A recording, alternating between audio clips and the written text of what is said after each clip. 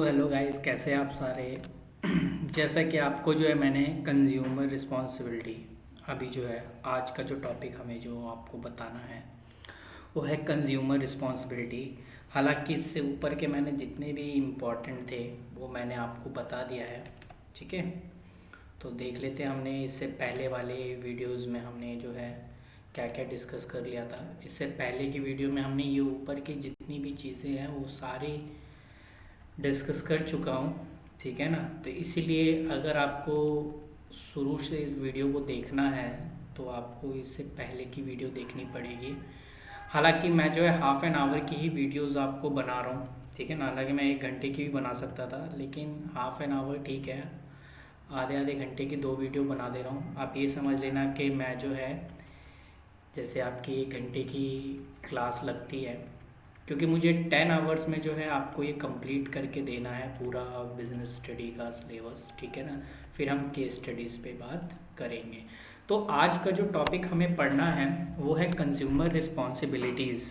तो consumer responsibilities क्या है, अगर आपको ये चीज़ आता है तो आप इसे 2x में जो है फटाफट इसे रिवाइज कर सकते हैं, आपकी रिवीजन भी हो जाएगी। ठीक है ना, और अगर आप इस चैप्टर को नई यानी पहली बार पढ़ रहे हैं तो ओबियसली आपको जो है पूरी डिटेल में मैं इसके बारे में बताऊंगा। ठीक है ना, ये जो है कंज्यूमर रिस्पॉन्सिबिलिटी यानी कंज्यूमर की खुद की भी रिस्पॉन्सिबिलिटी होना ज़रूरी है। ज़रूरी नहीं सारा का सारा वेंडर ही की ही रिस्पॉन्सिबिलिटी हो, यानी कंज्यूमर की खुद की भी रिस्पॉन्सिबिलिटी देखी जाती है। ठीक है ना, तो कंज्यूमर की क्या रिस्पॉन्सिबिलिटी आती है, ये क्या क्या चीज़ें कंज्यूमर को करना चाहिए अपने पॉइंट ऑफ व्यू से, वो हम यहाँ पर इस चैप्टर में बात करेंगे। ठीक है ना, तो क्वेश्चन पूछा भी जाता है कि कंज्यूमर की खुद की क्या रिस्पॉन्सिबिलिटी है, सारा का सारा क्या वेंडर की रिस्पॉन्सिबिलिटी होगी? तो नहीं, खुद की रिस्पॉन्सिबिलिटी जो कंज्यूमर की है वो कुछ इस तरीके से है। नंबर 1 लिखा है consumer must exercise his right. यानी कभी कभी क्या होता है, कंज्यूमर को लगता है छोड़ना यार, क्या बार बार मुझे कोर्ट के चक्कर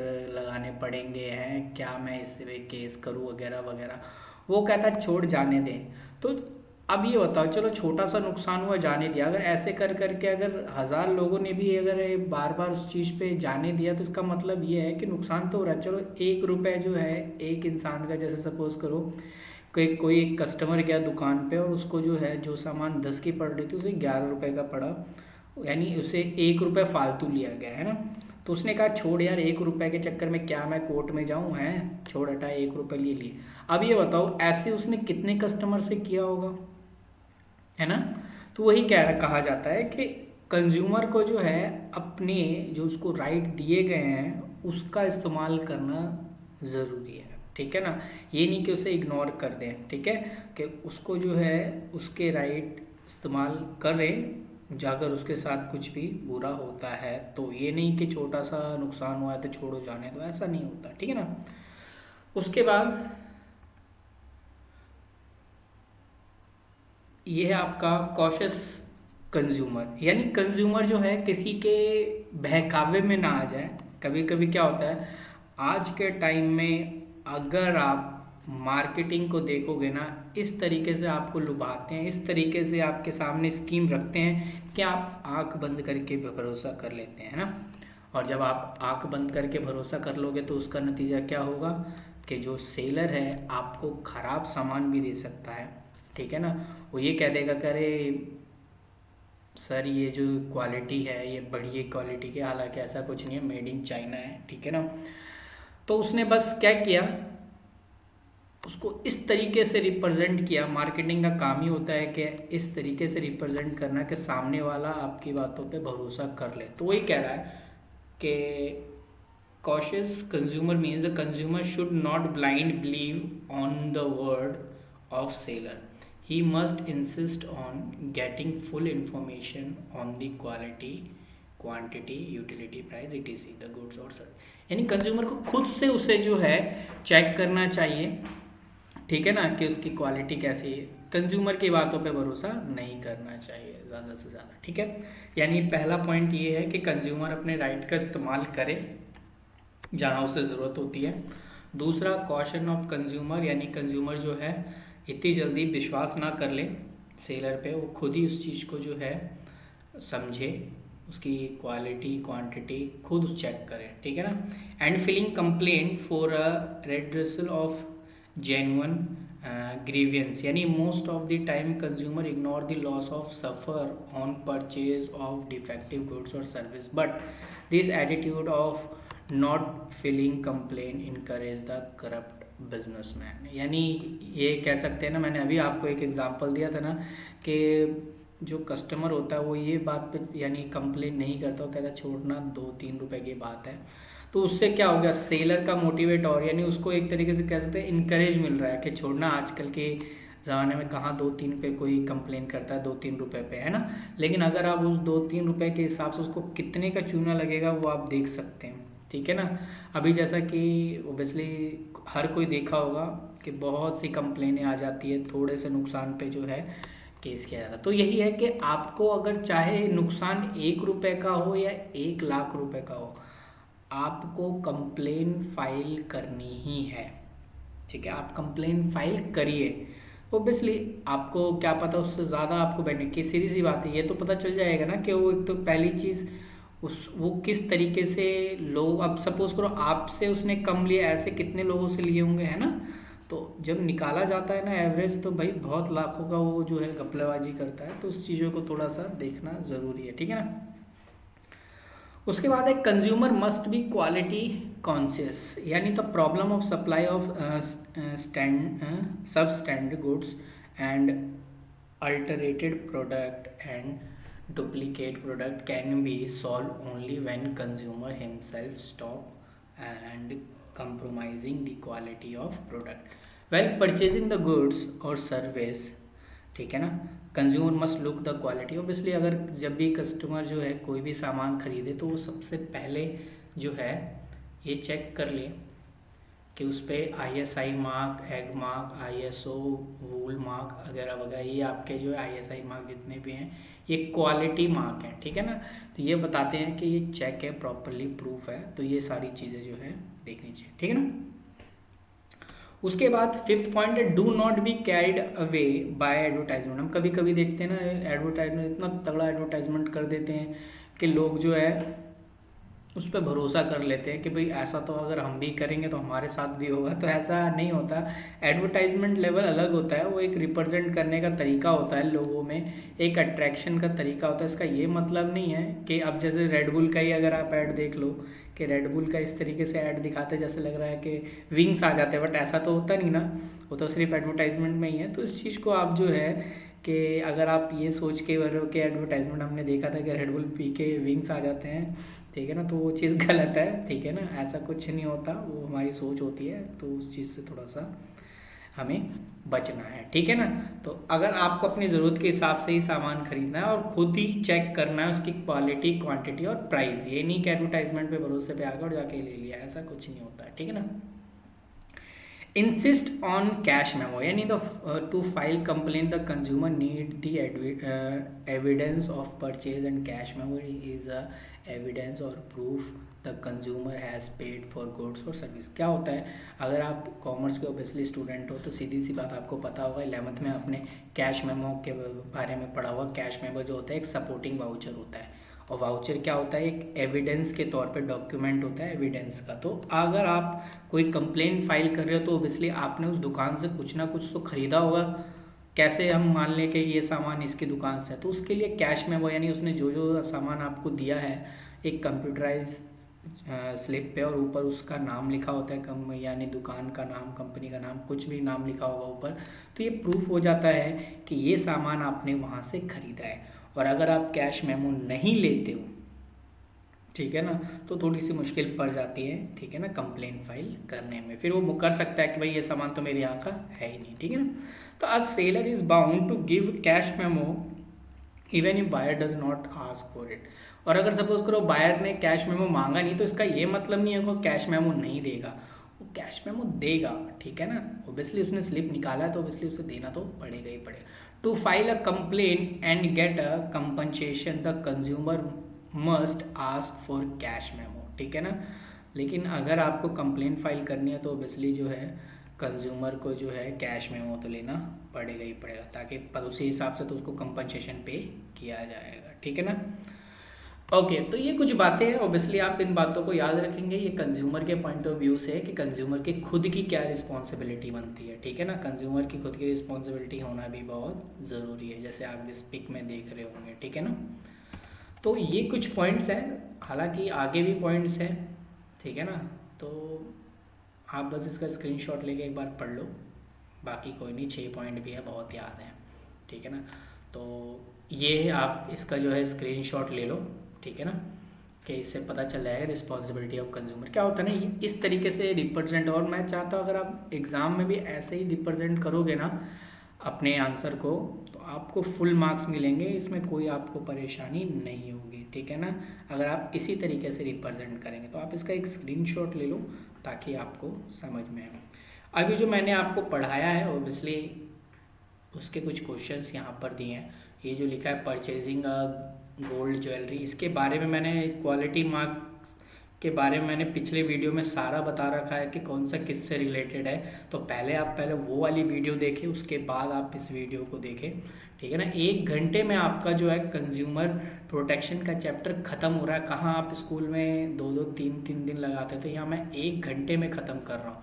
यही है आपका, अगर मैं आपको दोबारा से ये दिखा दे रहा हूँ, ये देख लो, यही है वो चीज़। आप इसका स्क्रीनशॉट ले लो, ठीक है ना। वीडियो पॉज करके आप इसका स्क्रीनशॉट ले लो।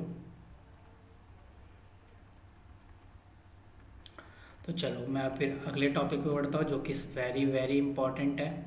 ये इस चैप्टर में सबसे लास्ट टॉपिक और ख़तरनाक टॉपिक, या कहते सबसे इम्पॉर्टेंट टॉपिक जो है यही है। ये टॉपिक कर लिया, इसका मतलब है आपने पूरा चैप्टर ख़त्म कर लिया, ठीक है ना। इसमें और कुछ आपको पढ़ने की ज़रूरत नहीं है, ठीक है ना।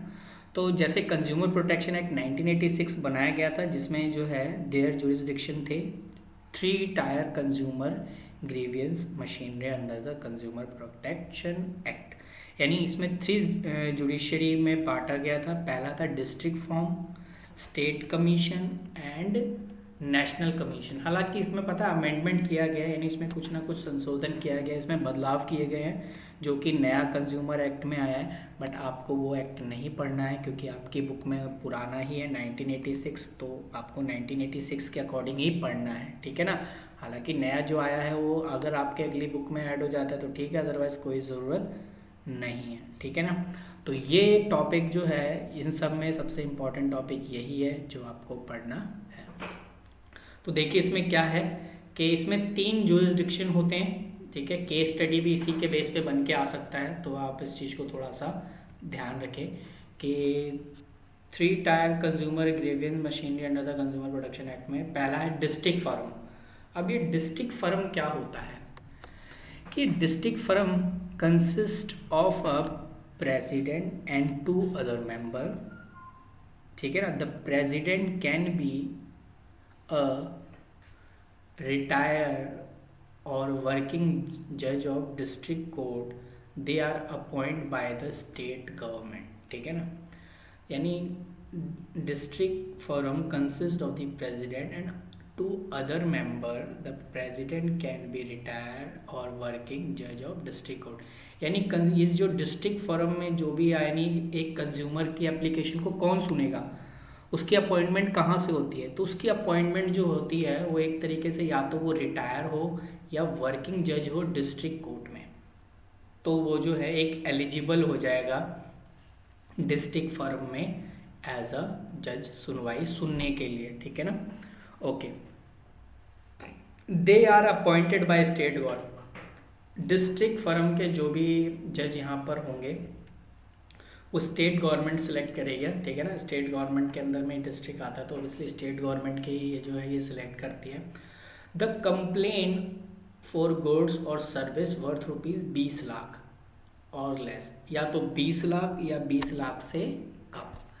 यानी डिस्ट्रिक्ट फर्म में हम अपनी कंप्लेन तभी लेके जा सकते हैं जब आपका या तो सिर्फ 20 लाख का नुकसान हो या 20 लाख से कम का नुकसान हो। 1 रुपए का भी नुकसान होगा तो डिस्ट्रिक्ट कोर्ट में, 20 लाख का नुकसान हुआ है आपका तो भी आप डिस्ट्रिक्ट कोर्ट में जाएंगे, ठीक है ना। और can be file in this agency, यानी उसके खिलाफ जो है आप कंप्लेन कर सकते हैं। The agency send the goods for testing in laboratory if required and give the decision on the basis of the fact and laboratory report. और फिर क्या करेगी ये डिस्ट्रिक्ट फर्म, एक अपने एजेंसी के अकॉर्डिंग जो है एक एजेंट भेजेगी जहाँ पे वो जो है गुड्स का टेस्टिंग करेगा अपनी लेबोरेटरी में, और लेबोरेटरी में अगर वो चीज़ ख़राब पाया जाता है तो उसी के बिहाफ पे ओबियसली प्रूफ मिल गया कि हाँ जी ये प्रोडक्ट जो है ख़राब है, तो उस बिहाफ पे जो है उनको उसी के हिसाब से कंपनसेशन पे करना पड़ेगा। If the aggrieve party is not satisfied by the jurisdiction of the district forum, then they can file an appeal against the judgment on in the state within a 30 day। यानी अगर वो district forum के जो उन्होंने decision दिया उससे वो satisfy नहीं है, वो उससे खुश नहीं है, तो उसे 30 दिन के अंदर अंदर जो है स्टेट कमीशन के पास दोबारा से अपील करनी पड़ेगी। उसके लिए फिर दोबारा से फाइल करना पड़ेगा, ठीक है ना। तो वो इस बार कहाँ जाएगा, स्टेट कमीशन। यानी स्टेट कमीशन में तभी जा सकता है जब वो डिस्ट्रिक्ट फोरम में अगर वो सेटिस्फाई नहीं है जजमेंट से, ठीक है ना, तभी वो जो है कहाँ जाएगा, स्टेट कमीशन के पास। और स्टेट कमीशन के पास जब वो बंदा आएगा, अब देखो स्टेट कमीशन का भी क्या कहना है। स्टेट कमीशन में कहना है it consist of the president at least 2 member. इसमें भी क्या होता है, एक प्रेसिडेंट होता है एक और 2 अदर मेंबर्स। यानी पेपर में आपसे पूछ सकता है, इसमें भी आपके एक प्रेसिडेंट के साथ 2 अदर मेंबर होता है, और शायद मेरे ख्याल से इसमें पूरी बातें तो नहीं लिखी, उसमें एक वुमन होनी बहुत ज़रूरी है। इसमें भी एटलीस्ट 1 वुमन होना बहुत ज़रूरी है। ये चीज़ शायद मेरे को यहाँ पे खल रही है, लिखा हुआ नहीं दिख रहा है, बट हालांकि ऐसा है, आप अपनी बुक में भी देखना, ठीक है ना। हालांकि देखते हैं कोई कोई कम कम अपनी अपनी चीज़ें प्रोवाइड कराता है, तो जहाँ तक मैंने पढ़ा है तो उसमें सीधी सी बात है, उसमें आपका जो एक वुमन कंपलसरी होता है, ठीक है ना, प्रेसिडेंट +2, उसमें से एक जो है वुमन होना ज़रूरी है। ओके, तो मैं स्टेट कमीशन की बात कर रहा था। स्टेट कमीशन में क्या कहता है, it consist the president and at least 2 other members.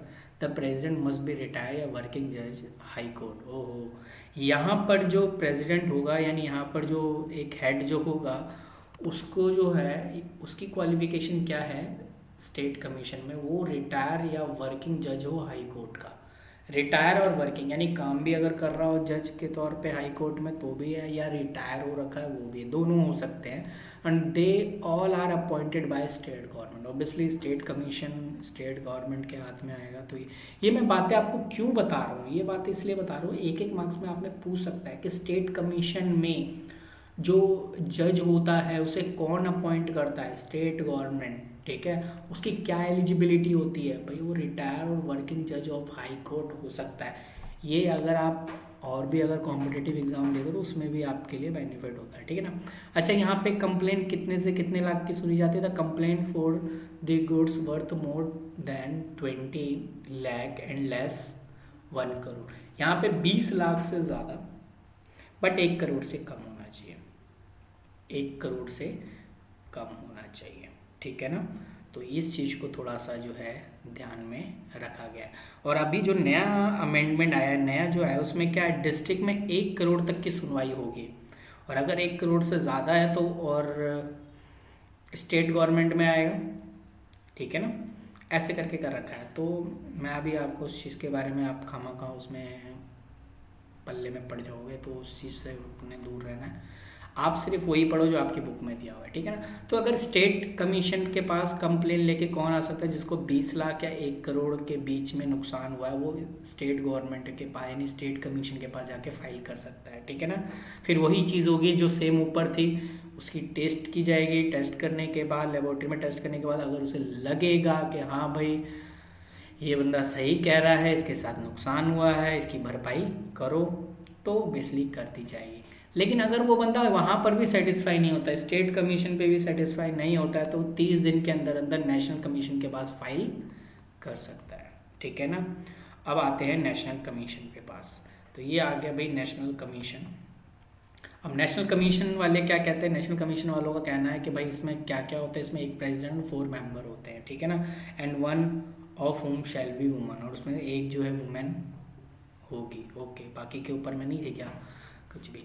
They are appointed by central government and the complaint can be filed the national commission if the goods exceed 1 crore, 1 crore से ज़्यादा है तो आप जो है नेशनल कमीशन में डायरेक्ट आके अपील कर सकते हैं, ठीक है ना। आपको ना ही स्टेट के पास जाना, ना ही डिस्ट्रिक्ट के पास जाना, डायरेक्ट आप नेशनल पे आओ, ठीक है ना।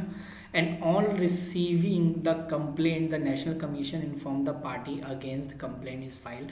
फिर क्या किया जाता है, जिसके खिलाफ ये केस किया गया उसको इन्फॉर्म किया जाता है and send the goods for testing, वही सेम चीज़, ठीक है ना, टेस्टिंग के लिए भेजा जाता है उसके गुड्स को, फिर जजमेंट किया जाता है। If aggrieved party is not satisfied with the judgement और then complain in Supreme Court within 30 days. यानी अगर वो यहाँ पर भी सेटिस्फाइड नहीं है तो भाई लास्ट में एक ही कोर्ट बचता है और उस कोर्ट का नाम है सुप्रीम कोर्ट। इसमें भी वही सेम डेज 30 दिन के अंदर अंदर जो है आपको वहाँ पे अपनी जो है केस फाइल करना पड़ेगा, ठीक है ना। और याद रखना अगर 30 दिन से ज़्यादा हो जाता है तो वो वहाँ वैलिड नहीं माना जाएगा, इसीलिए 30 डेज बोल रहा है वो, इसीलिए ही बोल रहा है। तो ये कुछ इंपॉर्टेंट पॉइंट्स थे जिसको मुझे आपको समझाने थे और मैंने आपको ये अच्छी तरीके से समझाया। ये है आपका डिस्ट्रिक्ट, स्टेट कमीशन, और ये इतने तरीके से समझाया है, डिफरेंस आराम से आप जो है इसका फाइंड कर सकते हो, ठीक है ना। तो इसका आप स्क्रीनशॉट ले लो, ठीक है ना, इसका स्क्रीनशॉट ले लो, सिर्फ आप पढ़ लेना इसको, ज़्यादा आपने याद नहीं रखना। याद रखने वाली चीज़ सिर्फ ये है, ये तीनों हैं, आप इन तीनों को आराम से याद रख सकते हैं, ठीक है ना। उसके बाद और तो कुछ नहीं है, इसके भी MCQs है, अगर आप चाहो तो कर सकते हो, ठीक है। Role of consumer organization and NGO। मैंने क्या कहा आपका कि कंज्यूमर में जो है कहते हैं ना कभी कभी कंज्यूमर की कोई सुनता नहीं है, तो उसके रिगार्डिंग ये NGO बनाया जाता है ताकि उनको मोटिवेट किया जाए और अगर उनकी बातों को कोई नहीं सुन रहा है तो उसके को सुना जाए, ठीक है। तो in India there is about the 500 consumer organization work in the field of consumer protection. The most popular are consumer guidance society of India जो मुंबई में है, सिटीजन एक्शन ग्रुप ये भी मुंबई में है, consumer education and research centre ये आपका अहमदाबाद में है, कॉमन कॉज न्यू दिल्ली, ये कुछ नाम है, आपको इतना ज़्यादा कुछ नाम याद रखने की ज़रूरत नहीं है, बस ये आपने याद रखना है कि इसका फंक्शंस क्या होता है। अब भाई फंक्शंस का मतलब समझ रहे हो ना, ये क्या काम करते हैं, फालतू में खाली बैठे हैं क्या, तो खाली वाली नहीं बैठे रहते भाई, इनका कुछ काम होता है, तो देखो क्या क्या काम करते हैं। तो काम में सबसे पहला आपका क्या आ रहा है, educating the villager and general public about the consumer rights, यानी वो जो है विलेज वगैरह जाके वहाँ के लोगों को जो है समझाते हैं, उनको एजुकेट करते हैं उनके राइट्स के बारे में, ठीक है, उनको ट्रेन करते हैं, ठीक है ना, सेमिनार एंड वर्कशॉप वगैरह करवाते हैं, ठीक है ना, ये एक अच्छा काम है और ये करते हैं। दूसरा है publish periodical and other publication to import knowledge about the consumer problem relief available and other matters of interest। साथ साथ ये जो है जैसे इनकी पत्रिका वगैरह में भी ये पब्लिश वगैरह करवाते हैं ताकि ये पता चल सके नॉलेज, ठीक है ना, कि प्रॉब्लम क्या है, उनका रिलीफ क्या है, यानी कंज्यूमर की क्या क्या प्रॉब्लम्स हैं उनकी रिलीफ वगैरह के बारे में बताते हैं। तीसरा है carrying out comparative testing of consumer product and laboratories test relative quality company brand and publish the test result of the brand। कुछ कुछ के ये खुद ही टेस्ट करते हैं और उसके रिजल्ट बताते हैं, ठीक है ना, तो ऑब्वियसली ये भी अच्छा ही काम है। इनकरेजिंग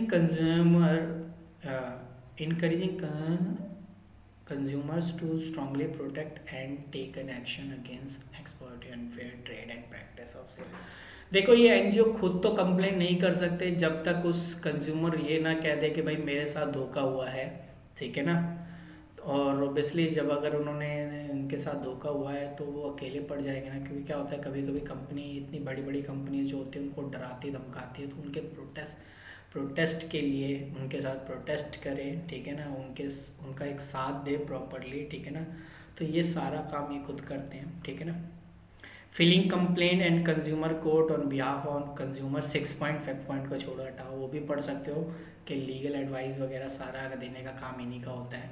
तो आपने इतना ज़्यादा याद नहीं रखना, एक बार पढ़ लोगे ऑब्वियसली आपको जो है मार्क हो जाएगा, ठीक है। मोटिवेट करना पीपल को आस्क फॉर क्वालिटी मार्क के बारे में, जैसे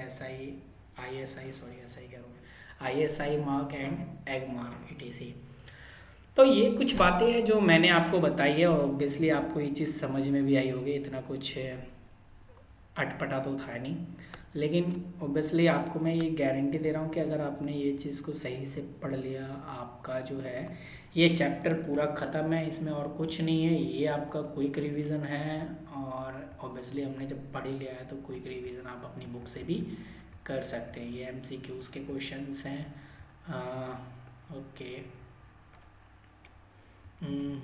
ये सारे दिए हुए हैं, आप चाहो तो उसका स्क्रीनशॉट लेके जो है पढ़ सकते हो। लेकिन आपके पास अगर बुक है तो कोई दिक्कत नहीं, उसके बारे में हम क्यों इतना वो करें, ठीक है ना। जब आपके पास बुक है आप उसमें से भी पढ़ सकते हो। ये तो मैं सिर्फ आपको जो है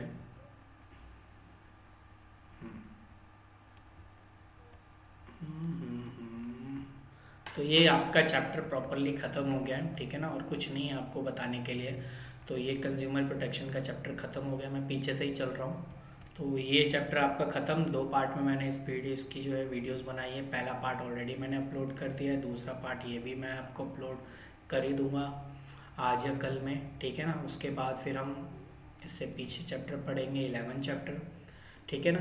देन उसके बाद 10, 9 ऐसे करके आपको 10 आवर्स की वीडियो है मिलेगी आपको। 10 आवर्स के अंदर अंदर आपका बिजनेस स्टडी कंप्लीट। और अगर आप इसे 2x में देखोगे तो यकीन मानो 2x में तो ये आपका जो है 5 घंटे में ही आपने जो है पूरी वीडियोस देख लोगे, ठीक है ना। तो लेकिन 2x में तभी देखना जब आपने पहले से रिवीजन कर रखा हो, ठीक है ना। मतलब पता चले इसे एकदम से कोई पल्ले वल्ले नहीं पड़ेगा। फिर आप शुरू से 1.25 में भी देखोगे आपको अच्छे से समझ में आएगा। 1.25 में मैं खुद देखता हूँ बेसिकली, तो अच्छे से आपको समझ में आएगा उसमें भी, लेकिन 2x में नहीं समझ में आएगा। क्लियर। तो अगर आपको ये चैनल अच्छा लगा हो, अगर आपको लग रहा है कि भाई ये बेनिफिट है, तो ऑब्वियसली आप अपने फ्रेंड्स वगैरह में भी शेयर करो ताकि उनकी भी हेल्प हो जाए और वो भी आपको दुआएं दें। और मैं खुश होऊंगा कब, जब ऑब्वियसली सब्सक्रिप्शन भी आपके आते रहेंगे, सब्सक्रिप्शन बढ़ते रहेंगे, आपके लाइक कमेंट्स आते रहेंगे, तब तक हम भी चलते रहेंगे। ओके, तो आज की वीडियो यहीं ख़त्म होती है। अगर कुछ टॉपिक रह जाता है वो मैं बाद में केस स्टडी से रिलेटेड करा दूँ, ठीक है। तब तक के लिए बाय, अपना ध्यान रखें, टेक केयर।